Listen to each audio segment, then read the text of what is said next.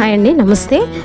Kashi programme madam చెప్పగానే పాపకి కొత్త డ్రెస్ కుట్టించాలి, అది శివయ్య సన్నిధిలో హస్సీ ఘాట్ దగ్గర నది, గంగా నది తీరాన పాప చేస్తుంది కదా, తను స్పెషల్గా ఉండాలి, వైట్ డ్రెస్ అయితే బాగుంటుంది అనిపించిందండి.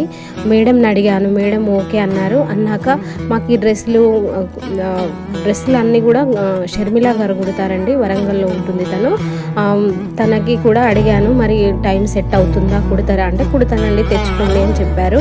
నేను ధన్త్రయోదశి రోజు అమ్మవారికి నేను వాయినంగా పెట్టిన శారీ అండి, వైట్ శారీ, అది పాపను ఉద్దేశించుకొని కొన్నాను.